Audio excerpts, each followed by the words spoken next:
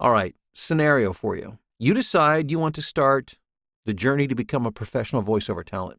Or maybe you're already a voiceover talent really trying to make it to the next level.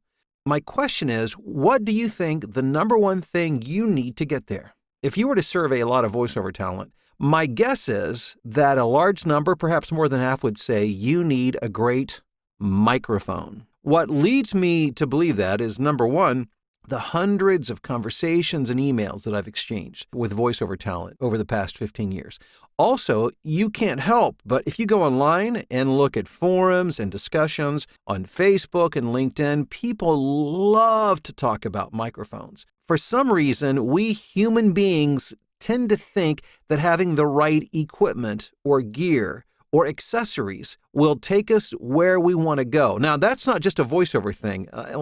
True confession. I love golf. I love to play golf. I've been playing since I was 13, which means I've been playing for a long time. Truth is, I'm not that good at it. I'm pretty average, if that. But I have this weakness, and I know better, but I still follow it, and that is this. I tend to think that deep down inside, if I get new golf clubs, I'll play better. Now, I know in my mind, intellectually, I know that I don't. I know that it won't. But emotionally, in a subconscious level, I can't seem to help myself. And I have purchased I don't know how many sets of clubs over the years in the hopes that I would play better golf. Truth, I don't play one bit better now than I did 20 years ago. Equipment is not the answer. So today we're going to talk about that. We're going to talk about the illusion of using a new expensive microphone. We're going to talk about the truth. What do you really need to know? Also, how do you use a microphone to get the best sound? First of all, let me share a little bit of my story. I started recording voiceovers 15 years ago. I got started with what I could afford. And at that point, it was what would cost you now $60, a Marshall MXL microphone. Not a terribly expensive mic, certainly not a high-end microphone. I mean, it's certainly a budget microphone. But for the first, 3 or 4 years of my career, I used that Marshall MXL microphone. With that $60 microphone, I built a six-figure business. I recorded national television ads with that Marshall MXL microphone. Now, that would make many people, they would be aghast. To learn that I actually did that. As a matter of fact, I remember one coach said, no, you absolutely cannot use that microphone and build a voiceover career. Well, guess what? I did. And I did very well with it. And I'll bet you if I swapped out this $1,000 Neumann microphone with that $60 Marshall MXL microphone, I could do just about as well today. Now, so you say, well, why don't you? Why did you buy the $1,000 mic? Well, hang on, and I'll tell you why in just a bit, because there is a time and place for a more expensive microphone, but it is certainly not when you're first getting started in voiceover. So the illusion is that you need an expensive microphone. Truth is, you do not. And I proved it because I built my career with a $60 Marshall MXL 2001. That was the model of the microphone. They don't even make it anymore. So second of all, what is the truth? What do you need? Well, the truth is, it's not about the microphone when it comes to audio quality. Certainly, the microphone plays a part and you need a good mic. It does not necessarily equate to an expensive microphone. Here's the reality. And although I'm sure voiceover professionals would love to debate this, most people cannot tell the difference between an expensive microphone like this and a good, less expensive microphone. Most people just can't. Now, perhaps some highly experienced and trained audio engineers, they can. But you can get great audio quality that 99+% of your clients will never know the difference from an inexpensive but good microphone. When I have a student just starting off in voiceover and they're working with a small budget, I recommend a microphone called the Fifine K670. You can get it on Amazon for $50, and it's a USB microphone. I've tested the microphone. It has my son, Alex, who's a professional audio engineer, with a Neumann. And while there certainly are some differences, if you really get into a microscopic look or a listen with a microphone, the reality is most people, again, unless they're highly trained, highly experienced, will not be able to tell the difference. And that includes your clients. Now, let me also tell you why an expensive microphone can be a really bad idea. An expensive microphone like this Neumann TLM 103 can hurt you unless you have a really good space to record in. By good space, I mean quiet and well-treated acoustically, which many people struggle with when they're first getting started in voiceover, getting that space just the way they need it. Because a microphone like this is built to pick up every sound, every nuance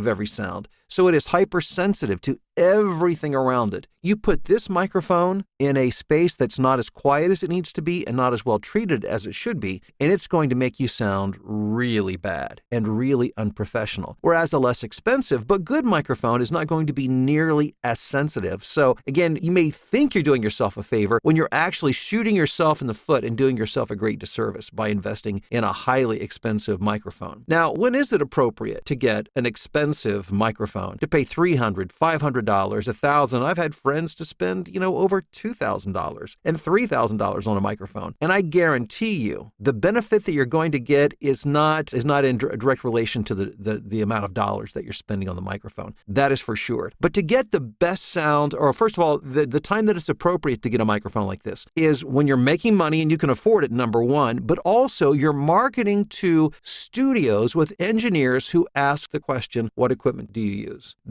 I bought this microphone not just because of how it sounds, that it sounded that much better than my Marshall, because frankly, most people would never be able to tell the difference. The reason that I bought this microphone was as a marketing tool, because as I began to really work my way up the proverbial ladder of voiceover work and market to bigger, higher paying clients, I would have a few occasionally that would ask me about my equipment. So when I have a studio and I'm working with an engineer and they ask the equipment, this can be a strategic advantage. But that only applies occasionally and only when you're really marketing for bigger and higher paying jobs, which people typically don't do when they're first getting started in voiceover. So if you're just getting started, I highly recommend against getting a microphone like this. But let's talk about how can you get the most out of your microphone. Whether you are using an expensive microphone or whether you're using a $50 Fee-Fine K670 microphone, there are some things that you can do to get the best out of it. First of all, I mentioned you need a super quiet space and well treated acoustically. And I've created other videos where you can investigate that, and other people have created videos to talk about that. That's not what I want to talk about. What I want to talk about specifically as it relates to the mic is technique, because there are a few things that you can do that are very simple that will help you get the best sound out of your microphone. So the first is proximity to the microphone. How close should you be to the microphone? Generally speaking, you need to be about 6 inches from your lips to the microphone, to the capsule inside the microphone. 6 to 8 inches, give or take, approximately. The easiest way that I've found to measure that is to go from tip of pinky to tip of thumb. So if I want to make sure that I'm the right distance, I do this. Now, I've done it for so many years that I see now and I know. I can tell if I'm too far away. I can tell if I'm too close. And sometimes it's appropriate to be a little closer. Sometimes it's appropriate to be farther away, depending on what kind of read you're doing. But if you're just getting started, 100% of the time, just be from the end of your pinky to the end of your thumb. Then you can be confident in knowing that you're the proper distance away from that microphone. Rule number 2 is you want to make sure that the microphone is off axis. Here's what I mean. If this microphone was on axis, it would be moved directly in front of my mouth. For one thing, you wouldn't be able to see my face. And for some of you, maybe you would say that would be a good thing. I don't know. But that's not the reason. The main reason I have it off to the side is not for that reason. It's because if you speak directly into the microphone, you can pick up what are called plosives. So if I say, Peter Piper picked a peck of pickled peppers, the air explodes against the diaphragm of the microphone, creating plosives, and you don't want that. But if you have it to about 2 inches off axis, off to the side of your mouth, most of the air will rush past the microphone, therefore not creating those plosives, which will destroy your audio. So 6 to 8 inches away, slightly off axis. Whether you're using an expensive microphone or an inexpensive microphone will help to ensure the best audio quality, aside from the space that you're in. And another quick thing is use a shock mount. And some look different than others, but this is a shock mount. And essentially what it does, it suspends the microphone on something that's elastic or rubber or some sort of material so that sound vibrations won't work their way through the arm of the microphone stand into your microphone. Think of them as like shock absorbers on a car. This absorbs the shock of audio waves.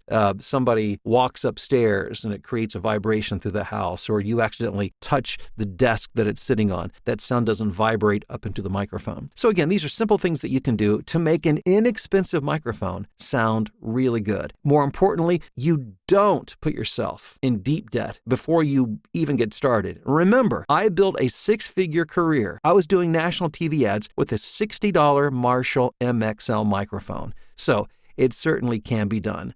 I say all of this to encourage you to focus on the things that matter. And having an expensive microphone, believe it or not, doesn't matter. Hey, thanks for checking out the video. I do hope that you'll like, that you'll share, that you'll subscribe. If you want to learn more about some resources that I have available to you and learn more about things that I recommend, equipment that you can use to help in this journey, look below in the description. I have links to all of that. Thanks again, and I look forward to talking to you very soon.